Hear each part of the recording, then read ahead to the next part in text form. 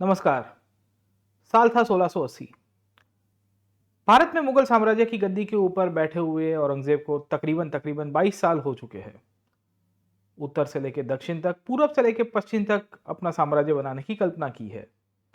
इस कल्पना के परिणामवश औरंगजेब ने ईस्ट में यानी कि आज के बंगाल और आसाम के ऊपर भी लड़ाइयाँ की। और इसी के कंटिन्यूएशन में उसको लगता था कि भारत में मुगल साम्राज्य मजबूत नहीं हो सकता तब तक जब तक वो दक्खन के ऊपर अपनी जीत हासिल ना कर पाए। एक ऐसा विस्तार जिसके बारे में अकबर ने कल्पना की थी, एक ऐसा विस्तार जिसके बारे में जहांगीर और शाहजहां भी लड़ाई करने की सोच रहे थे, एक ऐसा विस्तार जहां औरंगजेब खुद गवर्नर के रूप में सेवा दे चुका था। पर तारीख को कुछ और चीजें पसंद थी। इतिहास में यह चीज बोली गई थी औरंगजेब के बारे में कि औरंगजेब अपनी मर्जी से दक्खन में आ तो रहा है, पर अपनी मर्जी से जा नहीं पाएगा। हो सकता है कि औरंगजेब यहां आएगा पर उसकी मृत्यु यहां पे ही हो जाएगी और वो दिल्ली का जो तख्त है वो नहीं देख पाएगा। नमस्कार, मेरा नाम है प्रतीक। आज हम लोग डिस्कस करने की कोशिश करेंगे औरंगजेब की दक्खन अल्सर की पॉलिसी के बारे में। एक ऐसा अल्सर जिसके बारे में सर जादूनाथ सरकार ये बताने की कोशिश करते हैं, जो एक एमिनेंट हिस्टोरियन थे, कि क्यों ये दक्खन की नीति यानी कि दक्खन पॉलिसी और उसके बाद होने वाला सब्सिक्वेंट दक्खन अल्सर जो औरंगजेब की एम्बिशंस के लिए एक डेथ नेल के रूप में साबित होता है। एक ऐसा नेल जिसके बारे में यह कहा जाता है कि it was the final nail into the coffin of the Mughal empire. आज इस वीडियो के अंदर देखेंगे औरंगजेब की दक्खन की लड़ाइयाँ, समझने की कोशिश करेंगे कि औरंगजेब ने जब दक्खन का एनेक्सेशन करने का प्लान किया तो मराठे, शिवाजी महाराज या संभाजी या राजाराम या ताराबाई एकमात्र शासक नहीं थे। इसके सिवाय दक्खन की नीतियों के भाग के रूप में उसने गोलकोंडा और साथों की साथों दूसरे स्टेट्स के साथ भी लड़ाई की, आदिल शाही जैसे स्टेट्स। और इन स्टेट्स के साथ लड़ाई करने के बाद उसके लिए यह कितनी घातकी हुई। दोस्तों, इस वीडियो में आगे बढ़ने से पहले मैं आपको वेलकम करना चाहूंगा अनअकैडमी पे। जी हाँ दोस्तों, इंडिया का टॉप मोस्ट एजुकेशन पोर्टल है जहां मैं और मेरे साथी एजुकेटर्स यहां पे लाइव क्लासेस कंडक्ट करा रहे हैं। और अभी आपको 15 मंथ का सब्सक्रिप्शन 23,999 के ऊपर अवेलेबल है। आप ये कोड यूज करिएगा PN लाइव, जहां आपको मैक्सिमम डिस्काउंट मिलेगा। साथों के साथों इसमें GS, CSET और टेस्ट सीरीज का पूरा कॉम्प्रिहेंसिव कवरेज भी आपको कवर कराया जाएगा। इसके साथ साथ आपको पूरी की पूरी सब्जेक्ट की मटेरियल, 1-to-1 सेशंस जो आप क्लास के अंदर एजुकेटर के साथ भी इनफैक्ट डाउट सॉल्विंग के रूप में भी ले सकते हो, जहां रेज योर हैंड। और अगर आप आइकॉनिक सब्सक्रिप्शन लेते हो तो आपको मेंटरशिप भी अवेलेबल करवाई जा रही है। डिस्क्रिप्शन बॉक्स के अंदर इसकी लिंक अवेलेबल है। हमारी नई बैचेस शुरू हो रही है, आप इसके अंदर भी पार्टिसिपेट करिए। और आपकी जो UPSC का जो सपना है वो हम आपको हेल्प करेंगे पूरा करने में, इसका ज़रूर से ध्यान रखिएगा। खैर, चलते हैं आगे और देखने की कोशिश करते हैं कि औरंगजेब की दक्खन की पॉलिसी के रीजंस क्या क्या थे और इसकी ऑब्जेक्टिव्स क्या थी। दोस्तों, औरंगजेब की दक्खन की पॉलिसी मल्टीपल ऑब्जेक्टिव्स के साथ चलती है। एक पॉलिटिकल था, एक इकोनॉमिक था, एक ज्योग्राफिकल एम्पायर बिल्डिंग के कंटेक्स्ट में भी देखने को मिलता है। साथों के साथों औरंगजेब चाहता था कि वो एक ऐसे स्टेट की स्थापना करे जो थियोक्रेटिक हो। पॉलिटिकल सेंस में देखने की कोशिश करिए कि औरंगजेब से पहले तक आते आते दक्खन में आज का जो निजाम शाही यानी कि अहमदनगर नाम का जो स्टेट है वो ऑलरेडी शाहजहां के समय पे एनेक्स हो चुका है। तीन बड़े बड़े साम्राज्य दक्खन के अंदर निकल के आ रहे थे। एक तो मराठाओं का था जहां पे छत्रपति शिवाजी महाराज अपने स्वराज्य के लिए फाइट कर रहे थे। साथों के साथों आपको आदिल शाही किंगडम देखने को मिलता रहता है जो मुख्यतः बीजापुर से लड़ रहा था। इसके साथ साथ आपको कुतुब शाही किंगडम भी देखने को मिलता है जो आज के हैदराबाद के सटे हुए विस्तार गोलकोंडा से लड़ाई करेंगे। ये पॉलिटिकल ऑब्जेक्टिव्स में इन तीनों साम्राज्य को खत्म करने का प्लान औरंगजेब का था, पर यह एकमात्र ऑब्जेक्टिव नहीं था। दक्खन एक ऐसी जगह थी जहां इकोनॉमिकल रिसोर्सेस बहुत है। दिल्ली से सटे हुए जो विस्तार है वहां आए दिन आप देखोगे तो मुगल एक्सप्लोटेशन की जब पराकाष्ठा कही तो औरंगजेब को ये भी नीड हो रही थी कि दक्खन एक ऐसा एरिया है जहां नेचुरल रिसोर्सेज उसको मिल सकते हैं, नॉर्थ साउथ कनेक्टिविटी मिल सकती है, भारत में दोनों साइड के ऊपर कोस्टल व्यापार भी अगर उसको करना है वो भी कर सकता है, और गुजरात से लेके आप देखोगे मध्य भारत से लेके इवन ईस्ट तक की कनेक्टिविटी है, तो वाया दक्कन उसको अचीव हो सकता है। दक्कन पे कॉन्क्वेस्ट करने का एक ऑब्जेक्टिव ये भी था कि औरंगजेब एक सुन्नी फॉर्म ऑफ इस्लाम को फॉलो करता था। उसका ये मानना था कि एक सुन्नी थियोक्रेटिक स्टेट की स्थापना करनी चाहिए। शायद तक जो दक्षिण भारत के खास करके दो इस्लामिक किंगडम्स थे, एक तो थे आपके कुतुब शाही और दूसरे थे आपके आदिल शाही, ये दोनों के दोनों स्टेट शिया इस्लाम को फॉलो करते थे। और हिस्टोरियंस का एक वर्ग का ये भी मानना है कि औरंगजेब की जो दक्कन की ऑब्जेक्टिव्स थी, उसमें रिलीजियस पॉलिसीज के रूप में इन स्टेट्स का खात्मा करना और अपने स्टेट की स्थापना करने का भी एक ऑब्जेक्टिव आपको देखने को मिलता है। दोस्तों, अब देखने की कोशिश करते हैं कि कैसे औरंगजेब दक्कन के अंदर प्रिसाइसली अपने एक एक करके स्टेप्स को लागू करने की कोशिश करेगा। इस स्टेप्स के माध्यम से औरंगजेब ने 1650 से लेके 1707 तक कंटिन्यूसली प्रयत्न किए। ऑलमोस्ट 1630s में औरंगजेब जब गवर्नर के रूप में था, तब से उसने दक्कन के ऊपर अपना धावा बोलने की कोशिश की। समय का पहिया आगे गया और शाहजहां को जब पलटा के औरंगजेब 1658 में जब राजा बन के आया, या वो अपने आप को मुगल एम्परर के रूप में एस्टैब्लिश करता है, तभी भी वो सेकेंड टाइम दक्कन का गवर्नर ही था। तब तक आते आते औरंगजेब ने निजामशाहियों को तो खत्म कर दिया था, पर 1658 के बाद जब उसने दारा शिकोह को पराजित किया, after he defeated Dara Shikoh, and then from 1658 onwards Aurangzeb decided to go heavily on the Deccan. मुख्यतः उसका इमीडिएट ऑब्जेक्टिव ये था कि मैं कैसे भी करके मराठाओं को खत्म करूं, साथों के साथों बीजापुर जो आदिल शाहियों का स्टेट है उसको भी खत्म करूं, और तीसरा जो गोलकोंडा, जो मूलतः से अगर आप देखने की कोशिश करिए कि कुतुबशाहियों का स्टेट था, उसको भी खत्म करूं। वो ये चाहता था कि दक्कन के अंदर आदिल शाही, बीजापुर यानी कि आपका जो स्टेट है गोलकोंडा जो कुतुबशाहियों का स्टेट था, और मराठास, इन तीनों के बीच में कभी भी यूनिटी यानी कि यूनियन नहीं होना चाहिए। और शायद इसी का ही परिणाम था कि 1660s में उसकी बहुत सारी पॉलिसीज रही जहां उसने मराठास को डिटैच करने की कोशिश की।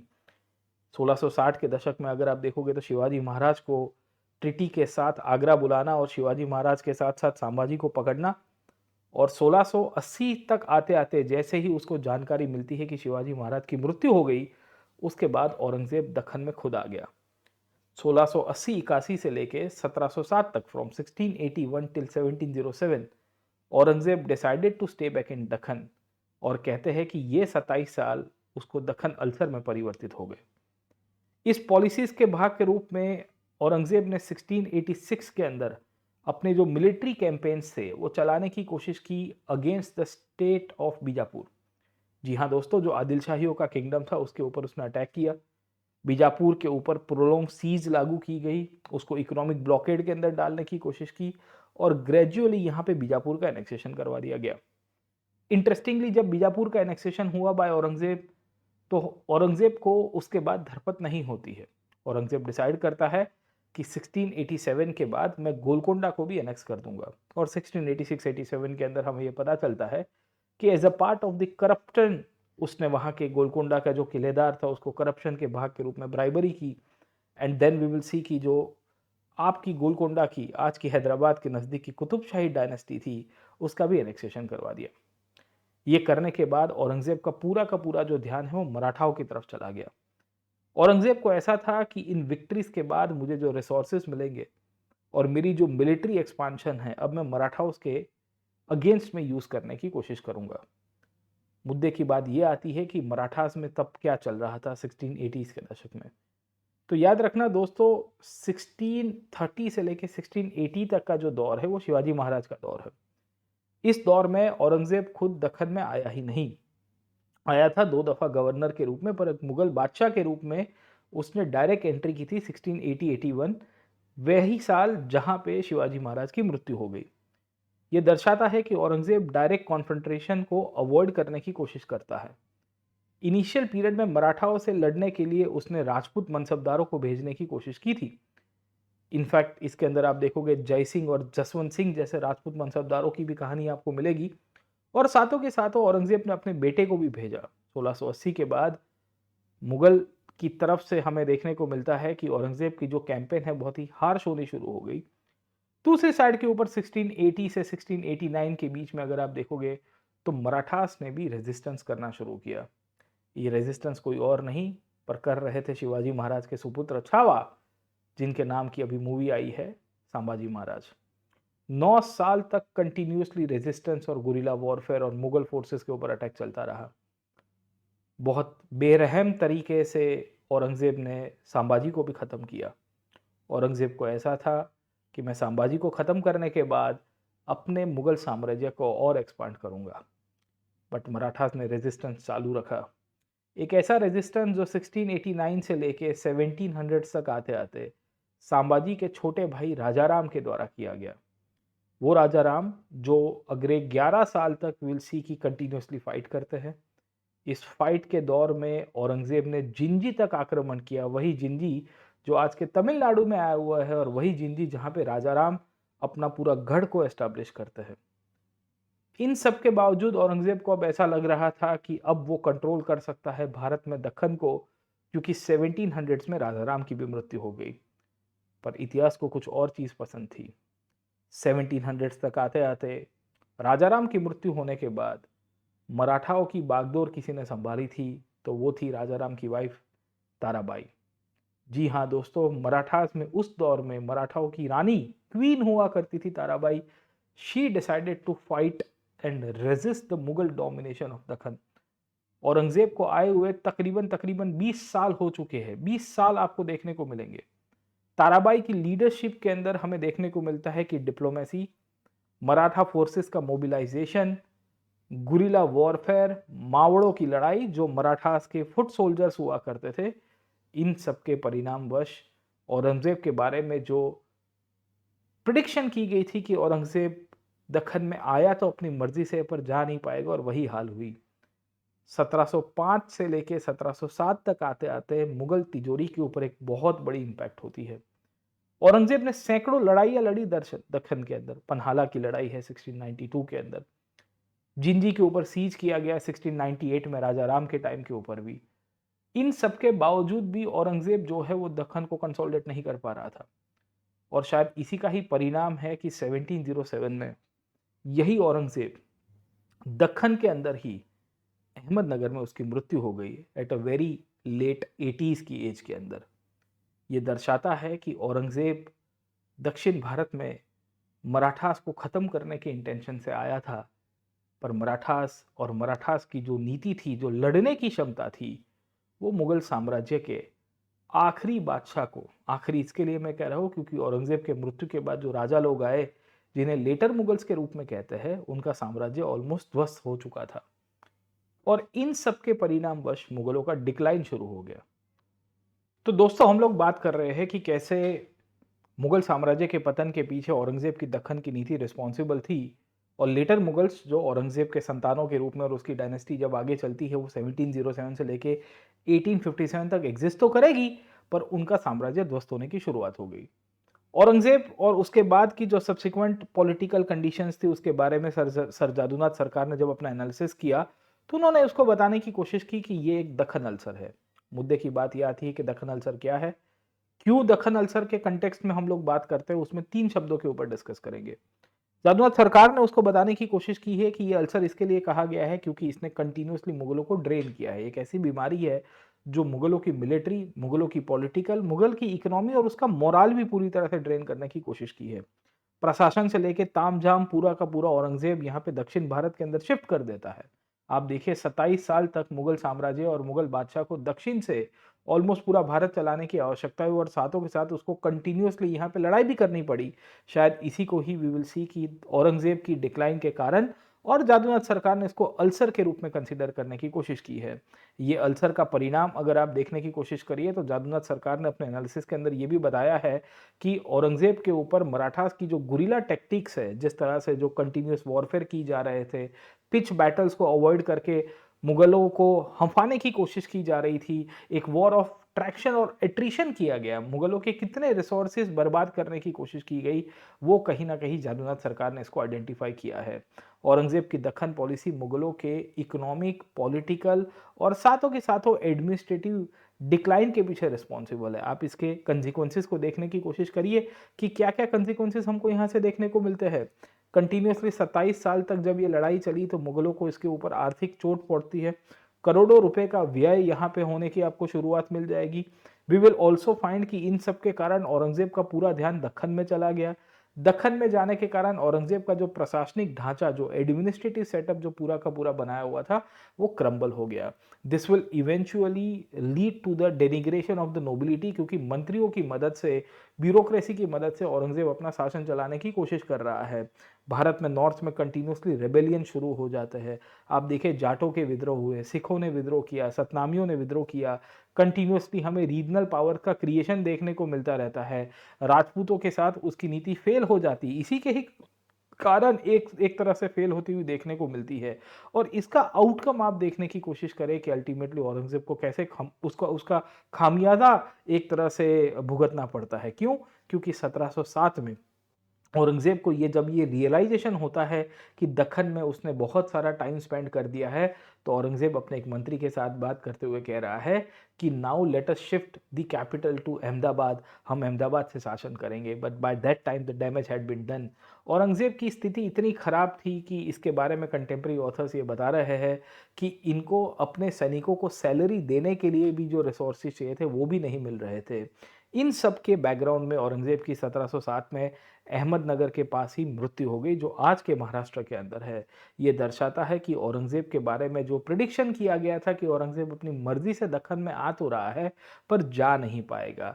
आप यही दक्खन पॉलिसी और दक्खन अल्सर को इस तरह से भी देखने की कोशिश करिए कि औरंगजेब के मृत्यु के बाद जो मुगल आर्थिक रूप से, पॉलिटिकल सेंस में, एडमिनिस्ट्रेटिवली और साथों के साथों मिलिट्रीली वीक हो गए, इसके कारण मुगल साम्राज्य का डिसइंटीग्रेशन बहुत जल्दी हो गया। 1707 ऑनवर्ड से जो लेटर मुगल्स यानी कि बहादुर शाह हो गए, जहंदर हो गए या फारूक सियार, रंगीला जैसे राजाओं के बारे में देखते हैं, तो इन राजाओं के इतिहास के बारे में हमें ये चीज़ प्रतीत होती है कि इन राजाओं की डिपेंडेंसी अपने मंत्रियों के ऊपर यानी कि किंग मेकर्स के ऊपर ज़्यादा थी कंपेयर टू राजा की खुद की शक्ति। मराठास आप देखोगे तो 1707 के बाद एक डोमिनेंट फोर्स के रूप में निकल के आए। 1707 से लेकर 1761 तक ये दक्खन अल्सर की परिणामवश अल्टीमेटली मराठास का राइज होने की शुरुआत हुई। क्यों? क्योंकि पेशवाओं ने over a period of time साम्राज्य की फाउंडेशन की। ये वही पेशवा थे, बाजीराव वन से शुरू होते हैं, बालाजी विश्वनाथ, बाजीराव वन, नाना साहेब, जो अल्टीमेटली पानीपत तक जाते जाते वी विल सी कि मराठा साम्राज्य को पीक के ऊपर लेके जाएंगे। अटक से लेके कटक तक जो मराठा साम्राज्य का एक्सपांशन हुआ है वो होता है at the cost of the Deccan ulcer of Mughals. क्योंकि मुगल्स अगर अलाइव रहते तो कहानी अलग होती। स्थिति इतनी खराब हो गई थी 1760 तक आते आते कि मुगल साम्राज्य मराठा प्रोटेक्शन में आ गए थे। जो एक टाइम के ऊपर मुगल सोच रहे थे कि हम मराठाओं को कंट्रोल करेंगे, तब शाह आलम टू करके एक मुगल बादशाह थे जिन्होंने नाना साहेब यानी कि तब के तात्कालीन पेशवा की मदद मांगी कि आप मुझे अफगानों को पराजित करने में हेल्प कीजिए, you please help me in defeating Afghan. उस टाइम में अहमद शाह अब्दाली भारत के ऊपर आक्रमण कर रहे थे। तो ऐसे सैकड़ों आपको एग्जाम्पल्स देखने को मिलते हैं कि दक्खन में जब ज़रूरत से ज़्यादा अपना एक्सपांशन करने की सपने देखे गए औरंगज़ेब के द्वारा, जो प्रैक्टिकलिटी के अगेंस्ट में थे, जो उसकी स्ट्रैटेजिक अगर आप देखोगे तो डेप्थ के अगेंस्ट में थे। उसको लग रहा था कि मैं अपनी सेना की बदौलत जीत पाऊंगा, पर ऐसी rugged topography with a fear sense of nationalistic people जो अपने स्वराज्य के लिए फाइट कर रहे थे, उनके सामने आप किस हद तक टक पाओगे। तो औरंगज़ेब की मुगल सेनाओं की जो मोराल थी वो पूरी तरह टूट गई।